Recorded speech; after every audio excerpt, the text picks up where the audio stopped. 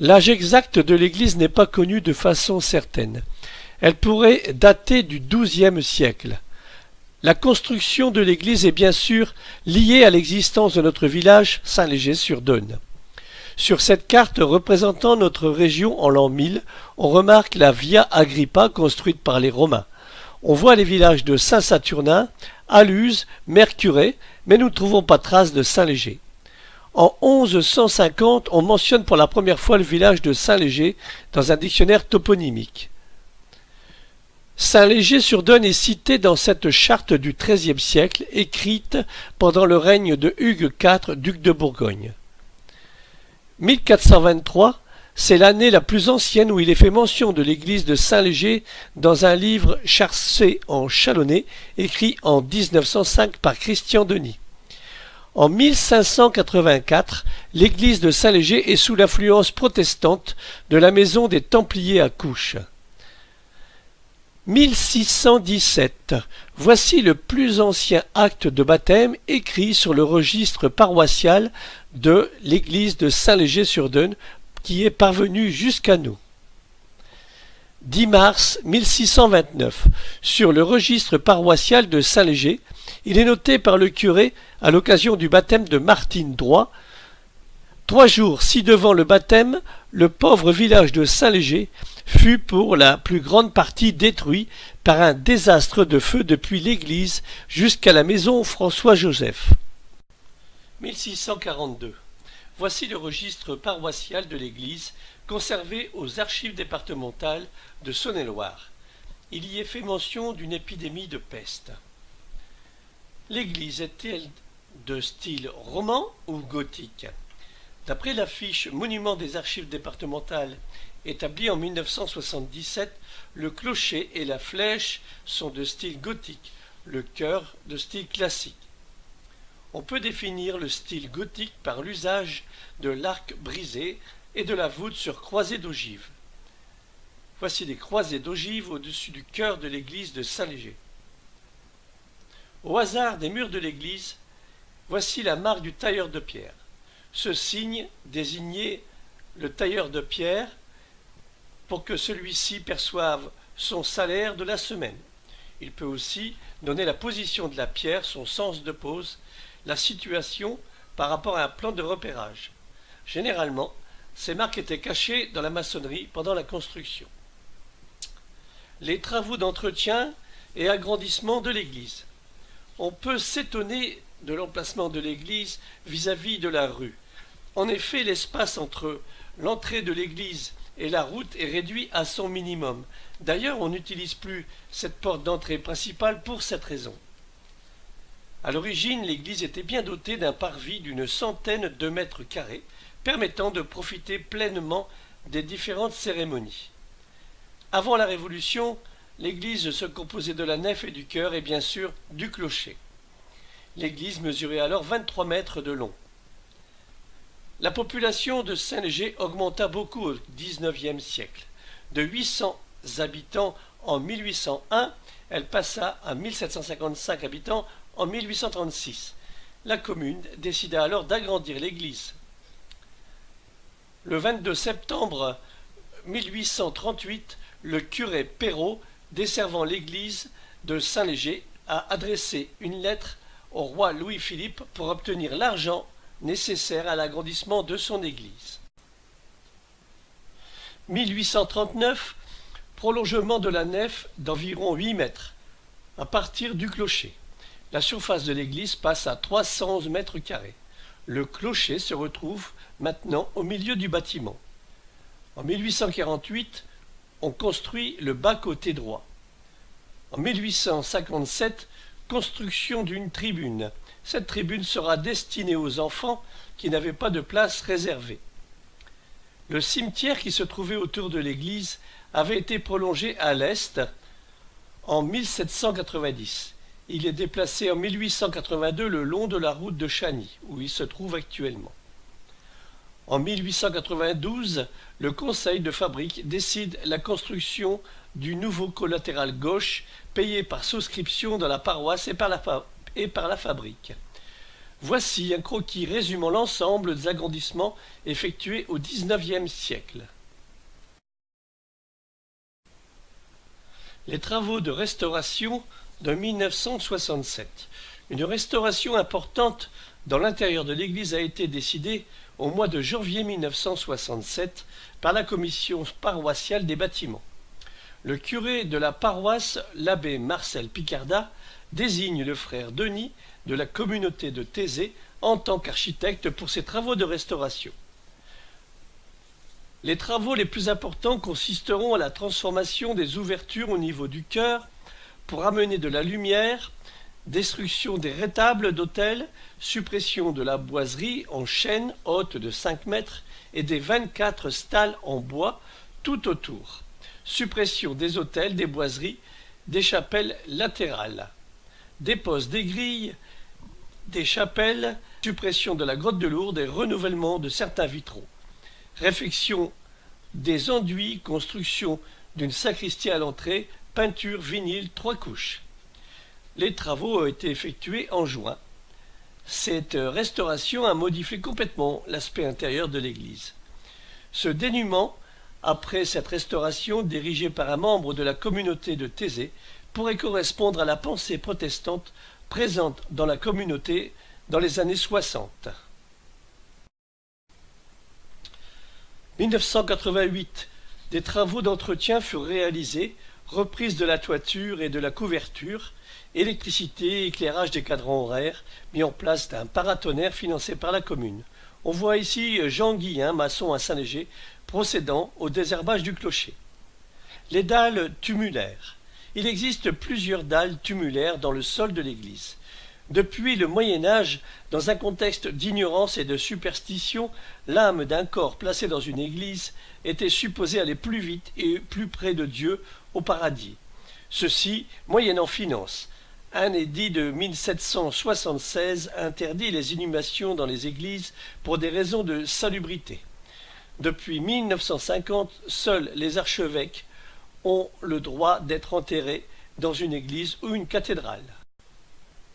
Prêtre citoyen ou réfractaire sous la Révolution.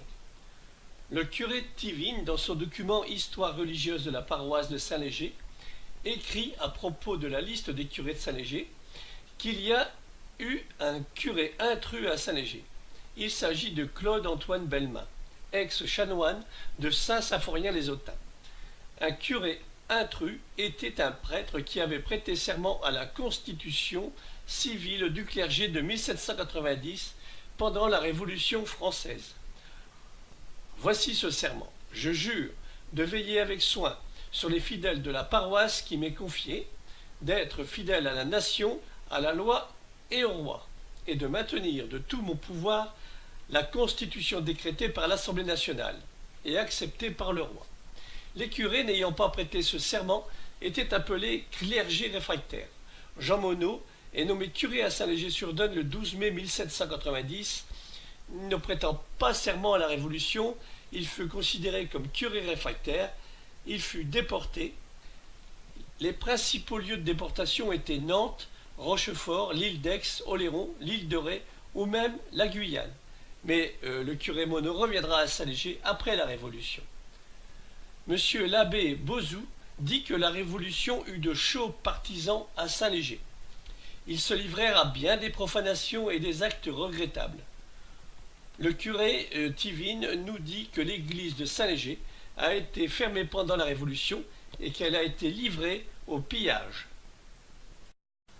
Le coq de l'église. Pourquoi y a-t-il un coq au sommet du clocher? Le coq possède une symbolique importante depuis longtemps dans notre pays. Chez les Gaulois, le coq incarnait la combativité, la vaillance ou l'orgueil. Pendant le Moyen Âge, l'oiseau est un symbole solaire, car son chant annonce le lever du soleil, et pour les chrétiens, le coq est symbole de la lumière. Le samedi 3 décembre 1988, un cortège insolite se promena dans les rues de Saint-Léger. Dans une charrette décorée de rubans multicolores, se pavanait un bel oiseau en cuivre de 10 kilos. À son côté, le vieux coq descendu de son perchoir peu resplendissant, il n'avait pas été épargné par les outrages du temps Le privilège de dominer le village a quelques inconvénients, les tempêtes, la neige, la foudre et les canicules. Le lendemain, dimanche 4 septembre, après la messe et la bénédiction du nouveau coq, 3 alpinistes le hissèrent à 40 mètres du sol et le fixèrent au sommet du clocher.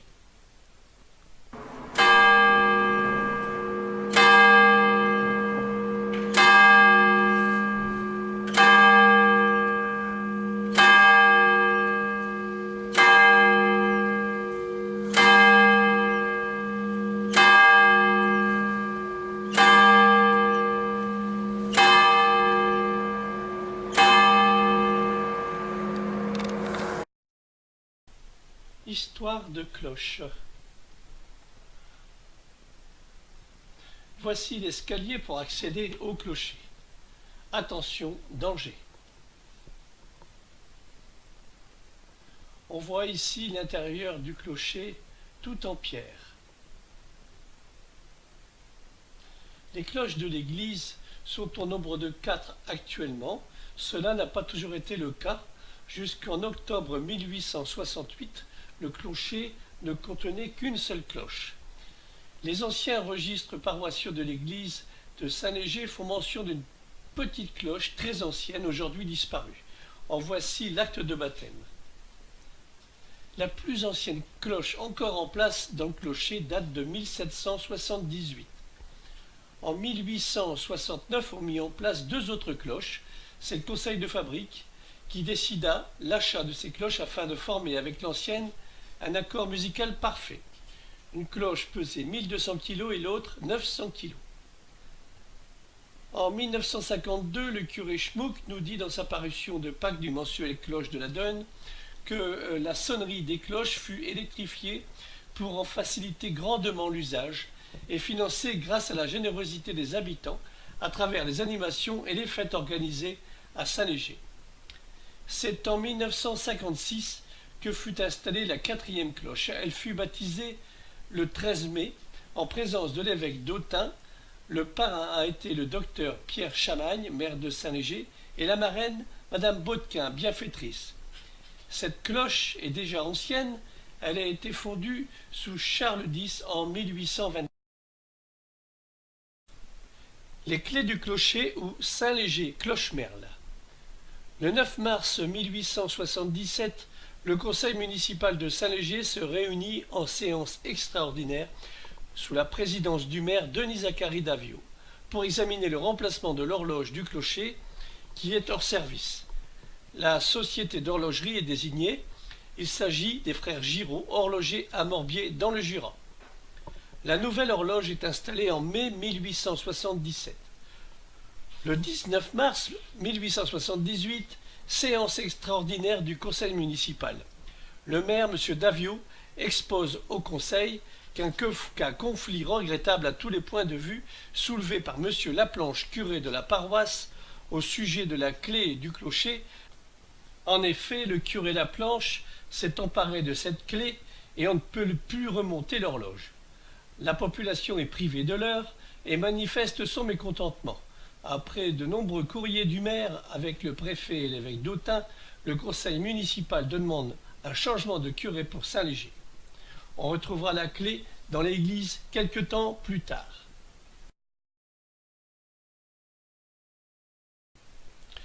Alors le clocher. On dit que la flèche du clocher imite la forme de la mitre de Léodégard, l'évêque d'Autun, martyr au 7e siècle. Ce que l'on peut dire avec certitude, c'est que sa forme renflée vers le milieu la rend originale et unique en Bourgogne. La flèche, constituée de pierres de taille, est octogonale. Le clocher daterait du XVIe siècle. Nous allons voir maintenant les ornementations du clocher. Alors les pinacles.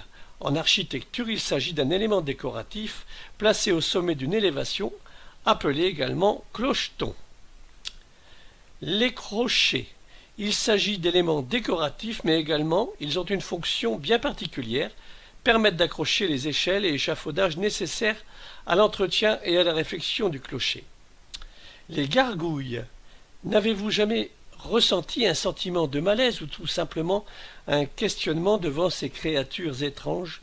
Dans la religion catholique, le mal était le pire ennemi. Il fallait un moyen d'éloigner celui-ci des églises. C'est le but des gargouilles de faire fuir tout esprit malin et de devenir alors les gardiens du bien. Mais le premier rôle d'une gargouille, c'est d'évacuer les eaux de pluie à bonne distance du mur. Toutes les gargouilles n'ont pas vocation à être effrayantes. Cette gargouille sur le clocher de l'église présente une tête d'ange ou de petite fille. On remarque même un ruban en forme de cocarde dans les cheveux. En 1903, le clocher a été classé comme monument d'État par Monsieur le ministre des Beaux-Arts, Monsieur Chaumet. Restaurons le clocher de l'église de Saint-Léger-sur-Dône. La commune a décidé d'entreprendre une campagne de travaux de restauration qui se déroulera en plusieurs tranches. La première, la plus urgente, est de sauvegarder le clocher, dont les pierres sont disjointes, laissant l'eau de la pluie s'infiltrer, menaçant ainsi la stabilité de l'ensemble. Les suivantes concerneront l'électricité, les enduits extérieurs et intérieurs, les peintures, le chœur et la mise en valeur des œuvres et la requalification du parvis et de l'accès. Soutenons la restauration. Malgré le soutien financier de l'État, la somme restant à notre charge reste conséquente. C'est pourquoi le conseil municipal, en partenariat avec la Fondation du patrimoine, lance une souscription publique afin de permettre à chacun, habitant, association, entreprise ou ami de la commune, de se mobiliser en faisant un don et en devenant ainsi acteur de cette opération. Vous pouvez nous aider en faisant un don par chèque ou en ligne sur le site sécurisé de la Fondation du patrimoine. Vous pourrez ainsi bénéficier de déductions fiscales incitatives et la Fondation pourra alors apporter un financement complémentaire en fonction du montant de la collecte des dons. Pour tout renseignement, contactez la mairie de Saint-Léger-sur-Dône.